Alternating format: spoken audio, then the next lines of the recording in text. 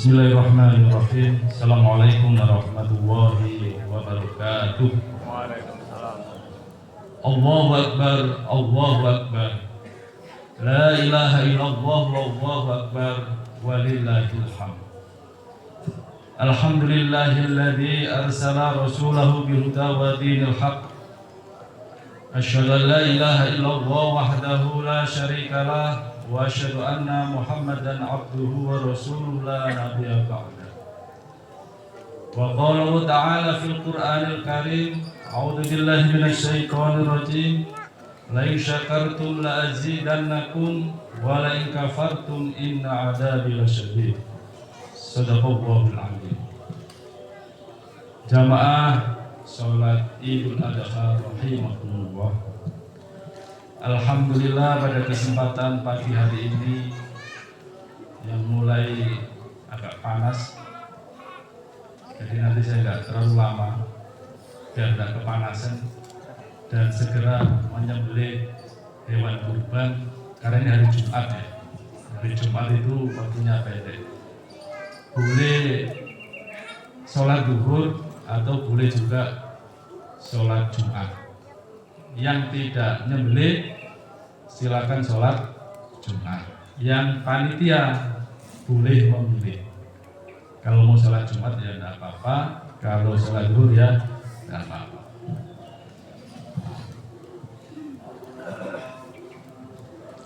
Oleh karena itu pada kesempatan yang berbahagia ini kita patut bersyukur kepada Allah karena hari ini kita semua merasakan kebahagiaan, merasakan kenikmatan bisa berkumpul di halaman Masjid Ulul Albab ini dalam keadaan sehat walafiat. Amin Allahumma amin. Dan khusus kepada jamaah yang hadir pada pagi hari ini, saya doakan kepada Allah semoga panjenengan semua diberi kesehatan oleh Allah. Anak-anaknya menjadi anak yang solih-solihah. Amin. Keluarganya menjadi keluarga yang sakinah, mawaddah, warahmah. Dan insya Allah di akhir hayat kita nanti husnul khotimah. Amin, amin ya rabbal alamin. Salam dan salam mudah-mudahan masih kita limpahkan kepada Nabi kita Muhammad SAW yang telah membimbing kita semua umat manusia, khususnya kita umat Islam ini dari jalan kegelapan menuju jalan terang benderang dengan dinul Islam yang insya Allah akan membawa jalan kehidupan kita nanti baik dunia maupun akhirat menjadi kehidupan yang sakinah, kehidupan yang bahagia dunia wal akhirah. Allahu Akbar, Allahu Akbar. La ilaha illallah, wallahu akbar, walillahil hamd. Jamaah salat Id rahimakumullah. Pada hari ini semua umat Islam di seluruh dunia sedang melaksanakan ritual yang sama kita lakukan hari ini, yaitu sholat Idul Adha yang nanti kemudian dilanjutkan dengan kegiatan Idul Qurban. Jamaah yang saya hormati, kenapa hari ini disebut dengan Idul Adha atau kalau dalam bahasa Indonesia disebut Idul Qurban? Karena hari ini nanti kita akan menyembelih kurban. Dan semua umat Islam hari ini juga melaksanakan hal yang sama. Dan untuk jamaah haji kemarin sudah melaksanakan puncak ibadah haji yaitu wukuf di Arafah, dan hari ini juga sama melaksanakan sholat Id dan akan melaksanakan penyembelihan kurban. Jamaah sholat Id rahimakumullah. Apa yang kita lakukan hari ini sebenarnya bagian dari merefleksikan apa yang dulu pernah dilakukan oleh Nabi kita Ibrahim alaihissalam. Dari sejarah yang saya baca, Nabi Ibrahim ini yang diceritakan di dalam Al-Quran itu multidimensi ajarannya.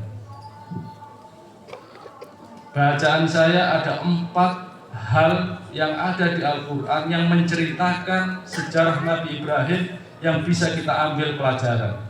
Yang pertama, di Al-Quran itu Allah menceritakan bagaimana Nabi Ibrahim mencari Tuhan. Kalau nggak salah di surat Al-An'am itu Allah menceritakan secara detail bagaimana seorang Nabi Ibrahim mencari Tuhannya.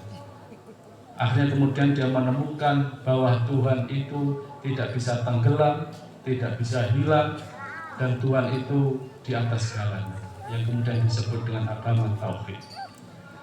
Yang kedua di Al-Quran juga dijelaskan bagaimana Nabi Ibrahim mendidik anaknya, yaitu Nabi Ismail. Berarti terkait dengan pendidikan. Yang ketiga di Al-Quran juga diceritakan bagaimana Nabi Ibrahim membangun keluarga. Kalau dalam sejarah kita baca sejarah Nabi Ibrahim itu bagaimana Nabi Ibrahim ini membangun keluarganya yang dia punya istri 2, yaitu Siti Hajar dan Siti Sarah. Bagaimana dia kemudian membangun keluarga ini tetap sakinah. Dan yang ketiga adalah bagaimana Nabi Ibrahim diceritakan pada saat dia belum punya anak. Dan 4 sejarah ini saya kira akan terjadi dalam kehidupan kita masing-masing. Maka bagi Bapak Ibu yang sudah menikah tapi belum dikasih oleh Allah anak, maka contohlah bagaimana Nabi Ibrahim menyikapi itu, menjalani itu seperti apa. Apa yang harus dilakukan, apa yang harus dikerjakan. Kalau panjenengan punya anak, maka belajarlah kepada Ibrahim bagaimana kemudian Nabi Ibrahim ini punya anak yang namanya Ismail yang luar biasa karakternya. Nah, pada hari ini saya akan menceritakan yang kedua, yaitu sejarah Nabi Ibrahim mendidik Ismail. Saya mau tanya ke panjenengan, panjenengan sudah punya anak, apakah anak panjenengan ini sudahkah seperti Ismail?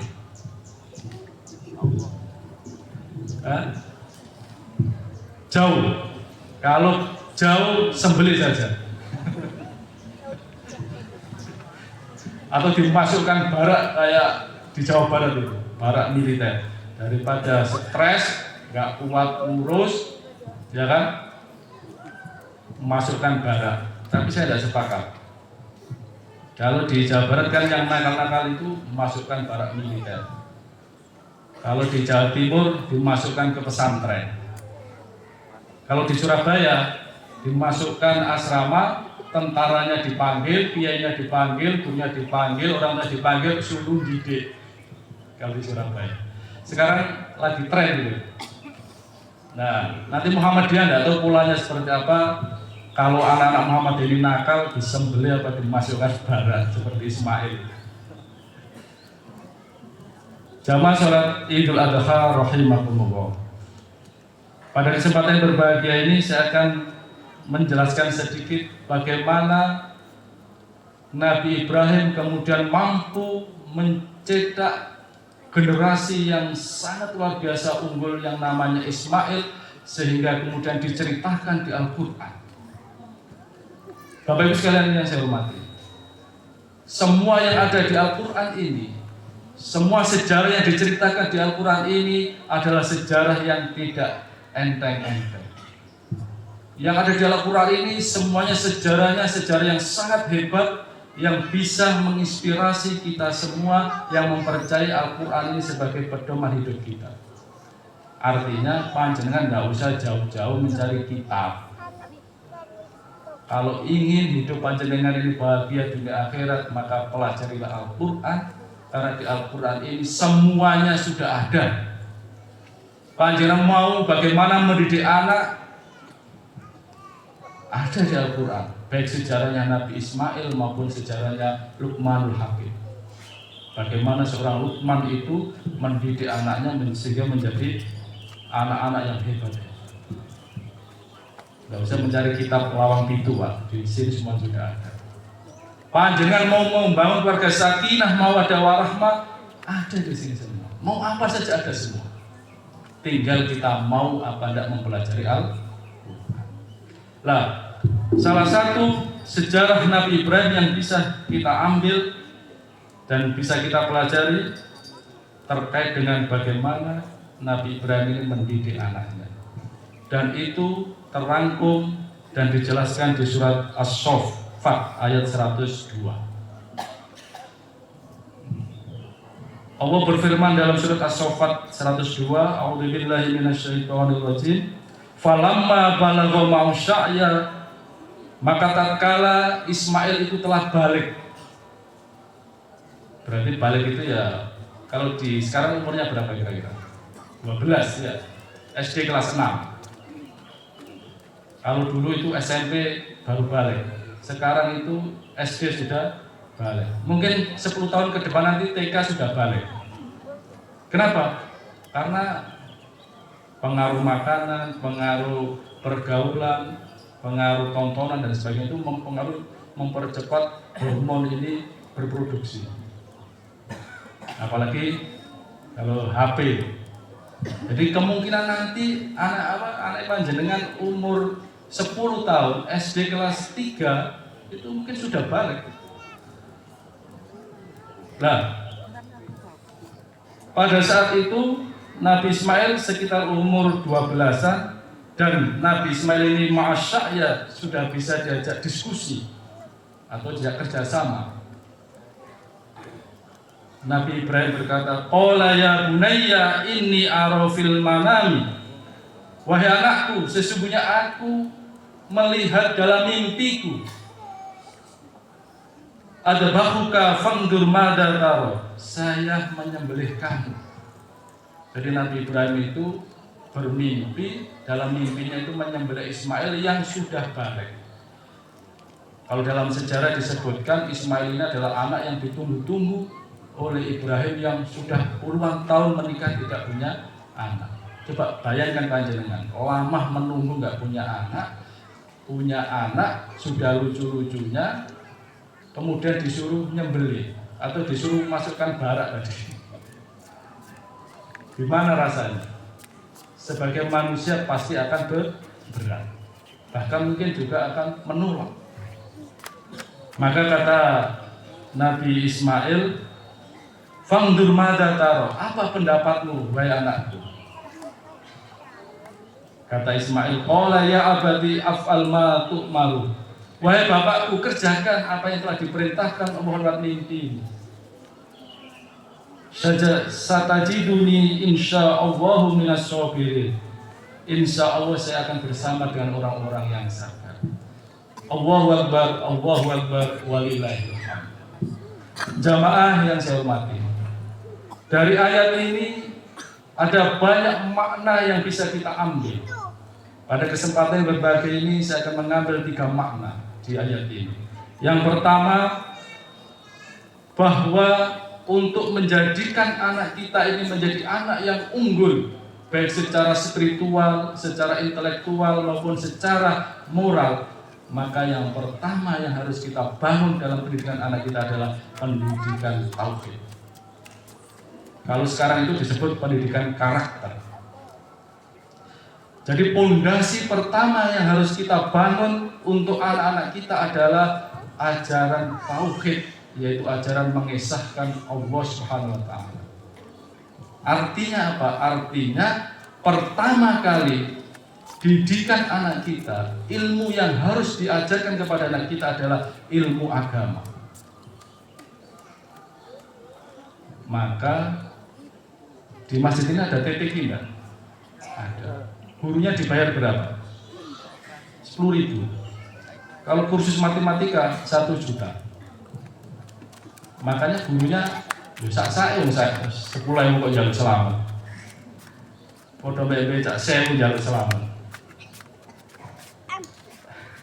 Artinya apa? Artinya kita belum serius Kan gitu Pak, kita belum serius bagaimana kemudian anak-anak kita ini yang pertama adalah menanamkan ilmu tauhid. Nah, ilmu tauhid itu melalui pendidikan agama.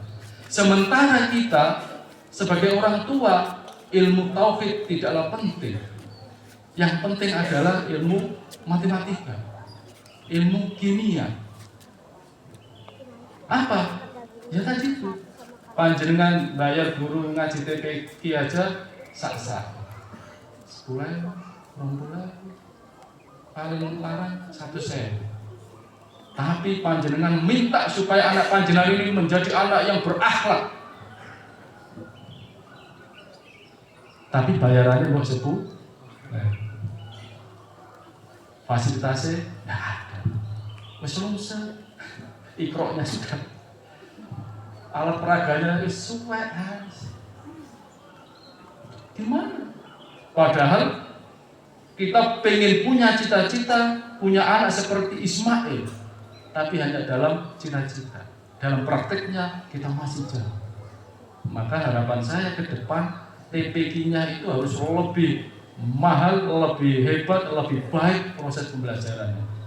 Kita ini sudah tidak mampu mengajari anak kita, disuruh belajar ke masjid, disuruh ngajari orang, tapi kita tidak segera paras. Gimana untuk mau menjadi anak seperti Ismail? Ini menjadi pikiran kita. Kalau pengen jadi anak seperti Ismail, tapi kalau pengen jadi anak yang dimasukkan bara, ya sudah serah. Pilihannya kan gitu. Mau jadi anak seperti Ismail, apa mau jadi anaknya Deddy Mulyadi? Kalau pengen seperti Ismail, maka langkah pertama adalah perkuat pendidikan tauhid anak itu melalui pendidikan agama. Sanggup? Mau? Insya Allah.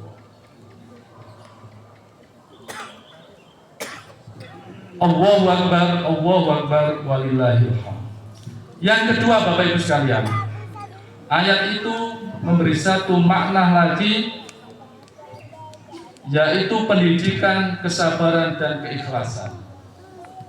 Jadi yang kedua, kalau ingin anak kita ini seperti Ismail, yang kedua adalah bagaimana anak kita sejak dini itu sudah diajari ilmu sabar dan ilmu ikhlas. Masalah Bapak Ibu sabar apa? Kembali lagi lah.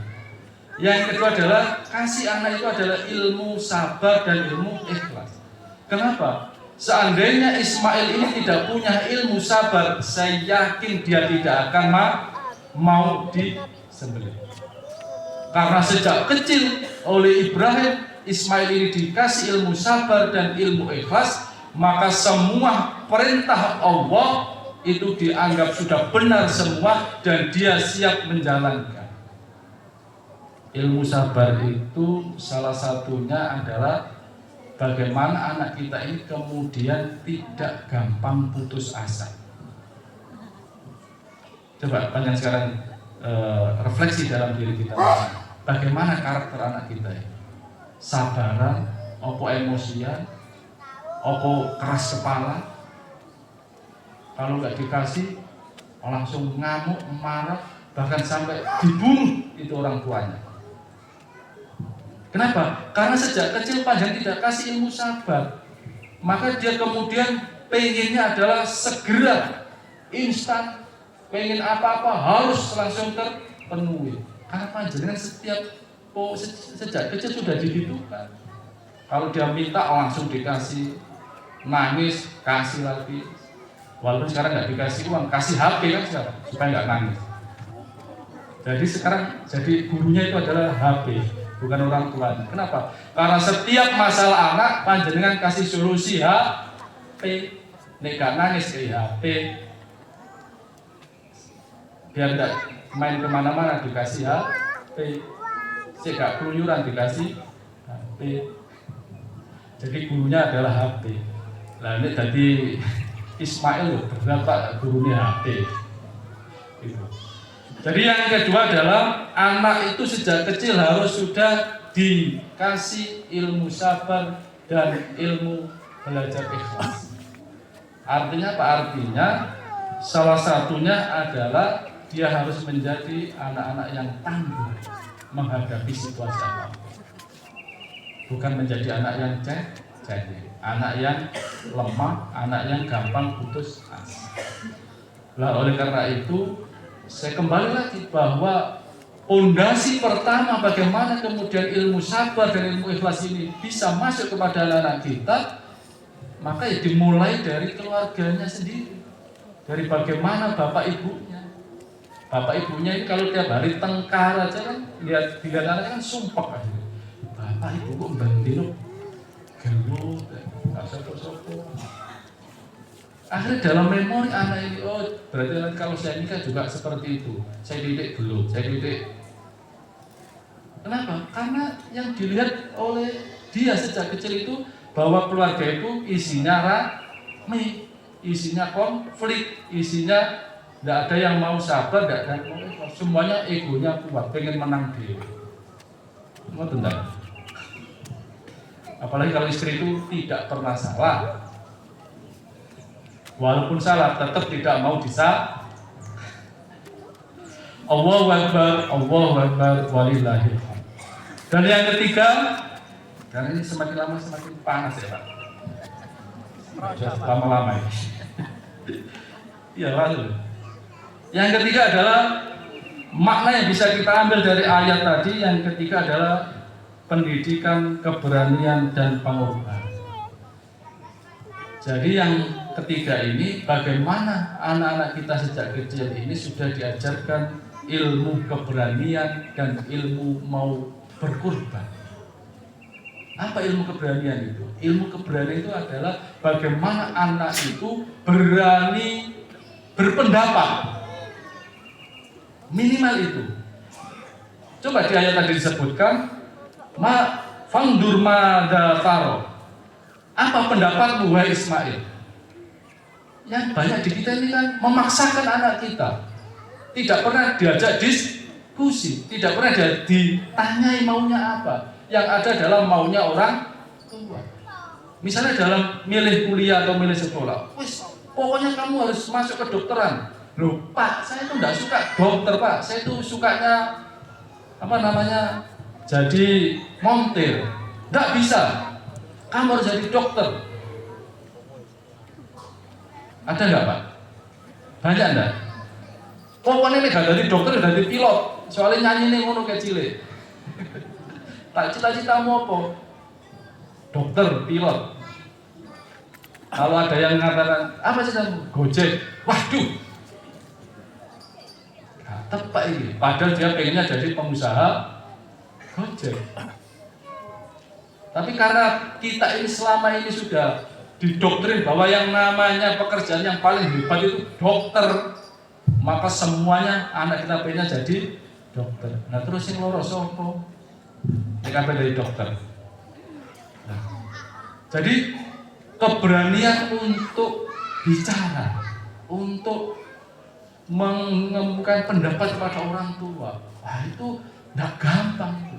Kenapa? Karena orang tuanya selama ini yang dibangun adalah apa? Tidak mau menerima pendapat anak. Dia menganggap pendapatnya yang paling benar, anaknya nggak pernah benar.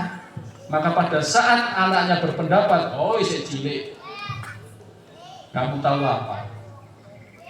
Sementara Nabi Ismail yang masih umur 12 tahun diajak diskusi sama anak. Bagaimana pendapat wahai Ismail? Aku ini mimpi suruh menyembelih kamu. Coba kalau Nabi Ibrahim itu otoriter, lapor aku Ismail, terus langsung aja, budal, tak sembelih. Kita kan begitu. Tidak pernah mau ngajak diskusi. Makanya dalam ilmu keluarga salah satu hal yang paling penting adalah komunikasi. Saya kira itu yang saya sampaikan karena matanya sudah sangat panas, saya sudah mengeringat. Nah, terakhir mari kita berdoa kepada Allah. Semoga semua persoalan yang sedang kita hadapi diberikan oleh Allah jalan keluar yang terbaik dalam kehidupan kita. A'udzubillahi minasyaitonirrajim. Bismillahirrahmanirrahim. Allahumma ighfir lil mu'minina wal mu'minat wal muslimina wal muslimat al ahya minhum wal amwat wa yaqdi al hajat. Allahumma inna nas'aluka salamatan fid din wa afiyatan fil jasad wa ziyadatan fil ilmi wa barakatan fil rizqi wa taubatan qabla al maut wa rahmatan indal maut wa maghfiratan ba'dal maut. Allahumma hawwin alaina fi syakaratil maut wa najatan lana wa fa'ina hisab. Rabbi ighfirli wa liwalidayya warhamhuma kama rabbayani shaghira. Rabbi ighfirli wa liwalidayya warhamhuma kama rabbayani shaghira. Rabbi ighfirli wa liwalidayya warhamhuma kama rabbayani shaghira. Rabbana hab lana min azwajina wa dhurriyyatina wa qurrata a'yun waj'alna lil muttaqina imama. Rabbi shrah li sadri wa yassir li amri wahlul 'uqdatam min lisani yafqahu qawli. Rabbana atina fid dunya hasanah wa fil akhirati hasanah wa qina adzabannar. Walhamdulillahi rabbil alamin. Billahi fi sabil haqq fastabil khairat. Assalamualaikum warahmatullahi wabarakatuh.